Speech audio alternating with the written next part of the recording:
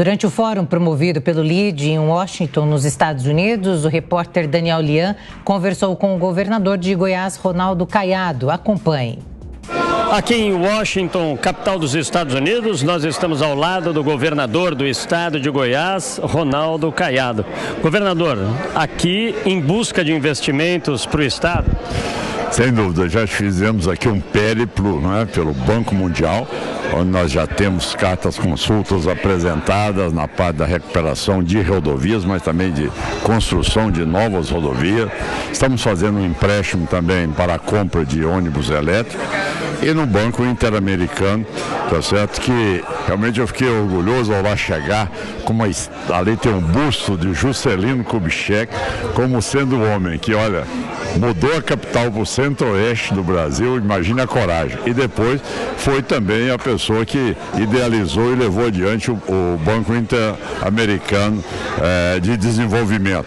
E lá nós apresentamos uma proposta para que nós possamos cada vez mais informatizar a área da Receita do Estado de Goiás e também de toda a Secretaria de Economia e também um investimento na área de inovação, tecnologia para o nosso Estado de Goiás. Fomos muito bem recebidos, todos os documentos entregues, um projeto dentro daquelas regras exigidas tanto pelo BID como BIRD, e nós esperamos agora poder levar ainda mais investimento para o nosso Estado de Goiás, já que até agora nós estávamos naquela situação em decorrência da herança que eu recebi, só agora que eu consegui recuperar o quadro fiscal do Estado de Goiás e passando para a Capag B, o que me dá condições agora de investir.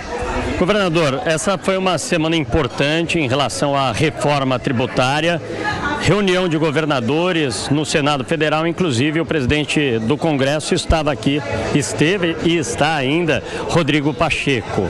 Como é que estão as conversações, o senhor, que é o defensor de mudanças no texto da reforma no Senado? É verdade, eu gostaria muito, eu lutei muito, tá certo, para que nós pudéssemos ter, ainda na nossa geração, tá certo, já que tive 24 anos no Congresso Nacional, nós tivéssemos uma situação de um país onde os entes federados tivessem mais independência, como se tem nos Estados Unidos. Aqui você vê cada estado, ele define o imposto de renda pessoa física, o imposto de renda pessoa jurídica e o IVA. Então dá oportunidade para cada estado poder crescer e saber como deve competir com os outros, sabendo das desigualdades que existem até aqui. Imagina bem no Brasil quando você coloca um IVA, tá certo, com um valor único do Amapá até o Rio Grande do Sul. Então você tira a potencialidade, você engessa o estado, principalmente aqueles que têm a capacidade de expandir muito mais, que não atingiram ainda a sua capacidade total de desenvolvimento.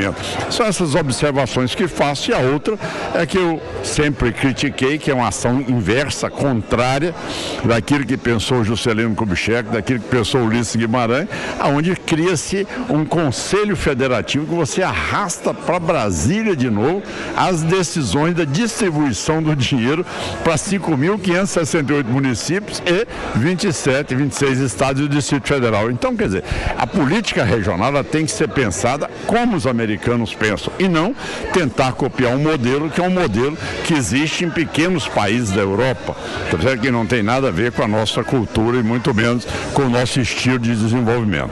O senhor vê risco de perda de arrecadação por parte dos estados no texto da forma que está?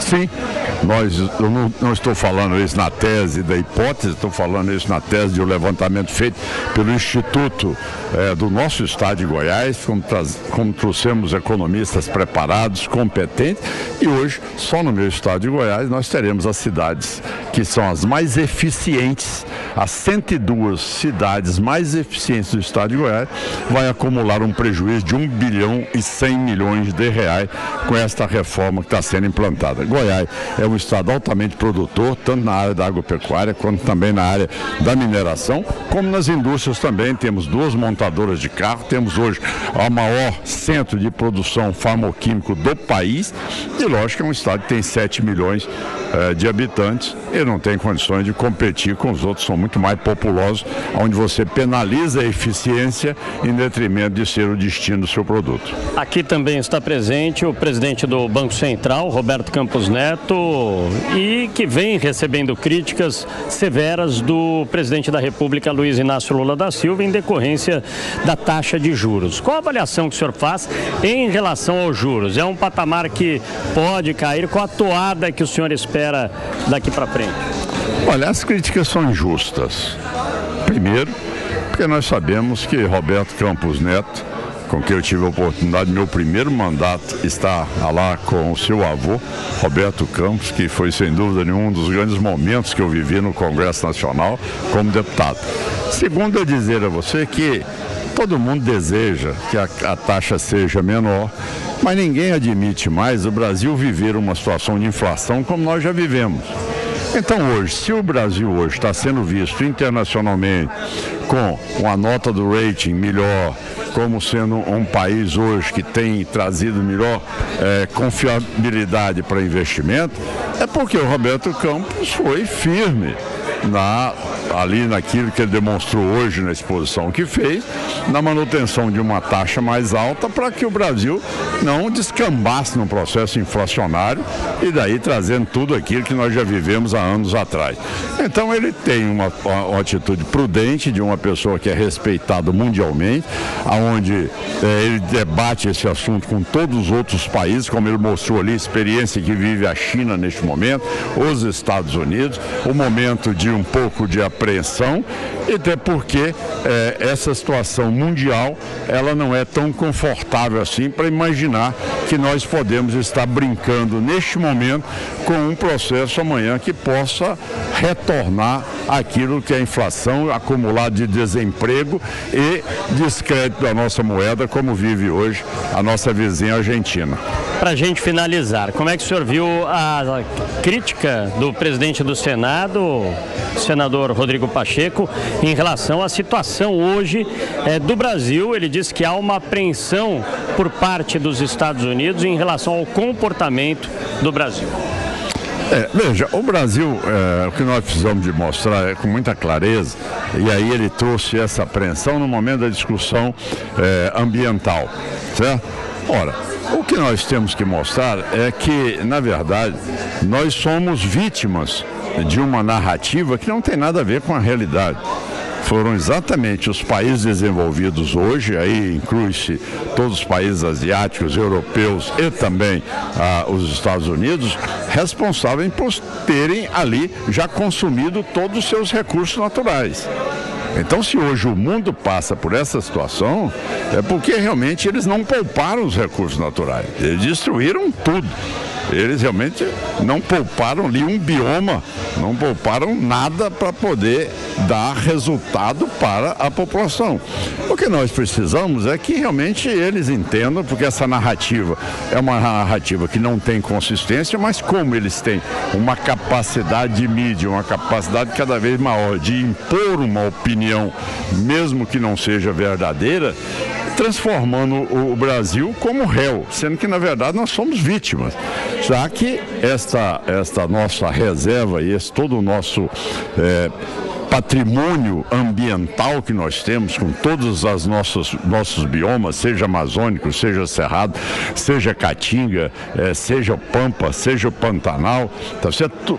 Tudo isso deveria ser muito bem precificado. E aí sim, isso deveria ser repassado ao país, este valor, para que as pessoas pudessem recebê-lo e poder ter uma vida digna. E eu costumo dizer com muita, desculpe até porque estudei muito e fui um dos parlamentares que mais participei do Código Florestal Brasileiro, que não tem nenhum país do mundo que tenha nada parecido conosco. E é deixar bem claro que o maior inimigo do meio ambiente é a pobreza. Porque no cidadão, quando ele está em situação de desespero, de pobreza, é lógico que ele vai fazer qualquer coisa ali para iniciar uma atividade. A lei vai comprometer com garimpo, ele vai comprometer com derrubada de mata, ele vai comprometer com venda de madeira, enfim, ele vai tentar buscar qualquer forma de poder trazer uma renda mínima para ele sobreviver e ao mesmo tempo manter a sua família. Então o que nós precisamos é de monetarizar, tá certo, a floresta brasileira. Quanto é que ela vale? É tanto, é tanto. Então tudo bem, todo ano que paguem este valor para que seja distribuído a essas pessoas que lá vivem e que precisam de ter também dignidade. Se você for, por exemplo, no interior da França, você vai ver o produtor rural, ele é igual a um servidor público, ele é um funcionário público. Tá certo? Se o resultado ali não deu, o seguro vai lá e contempla ele, o mantém na sua propriedade, mantendo a renda dele direto. Agora, isso ao não se existir no Brasil, e lógico que o Brasil não teria condições de fazer essa política social extensiva ao campo, era necessário que esses países que cobram hoje, tá certo, essa reserva toda das nossas riquezas naturais que eles não deixaram, que eles realmente nos paguem. Isso tem que ser precificado e eles precisam de pagar isso aí.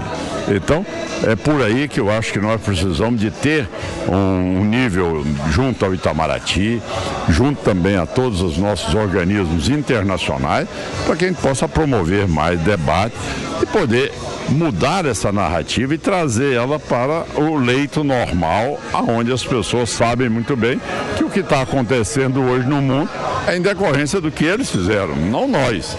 Nós não temos culpa nisso aí, não venham repassar para nós não temos parte aí nesse comprometimento. Nós temos o Brasil todo, tá certo, com 60% hoje como reserva para o mundo todo. Governador Ronaldo Caiado, governador do estado de Goiás, muito obrigado pela sua participação aqui na programação da Jovem Pan, diretamente de Washington, capital dos Estados Unidos.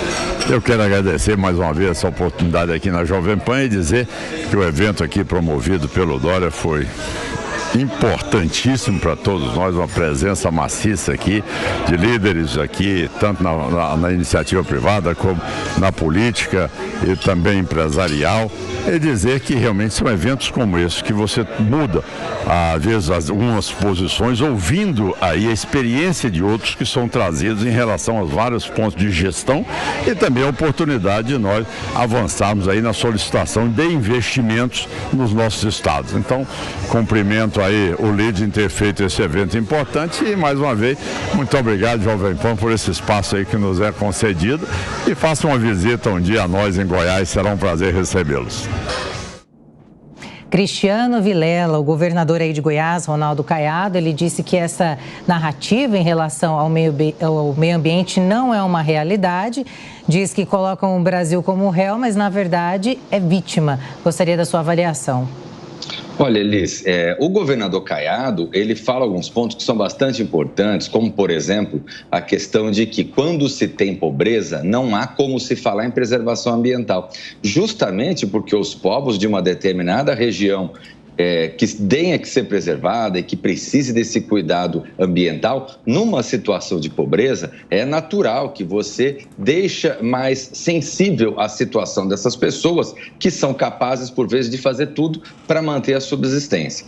É nesse sentido que algumas iniciativas, elas são muito importantes de serem analisadas, não sob um viés xiita, sob um viés radical, sob um viés de não pode, mas tentando, de uma forma, compatibilizar o desenvolvimento econômico com a preservação ambiental. Hoje, quando se fala da preservação ambiental versus exploração econômica, nós temos esse episódio de exploração da Petrobras na Foz do Amazonas, o que tem sido objeto de grande debate e faz com que a gente tenha que analisar. Será que o Brasil pode abrir mão de fazer uma exploração tão importante que vai trazer recursos para uma região que precisa tanto de recursos como a região norte do país, uma população que precisa se emancipar cada vez mais, tem índices bastante significativos de pobreza. Será que o Brasil pode abrir mão, mesmo respeitando uma série de protocolos do ponto de vista ambiental? É esse debate que precisa ser feito. O Brasil não pode ficar numa situação de paralisia, vendo o mundo construir uma narrativa envolvendo a questão ambiental e o Brasil acabar apenas dividindo a pobreza na sua sociedade.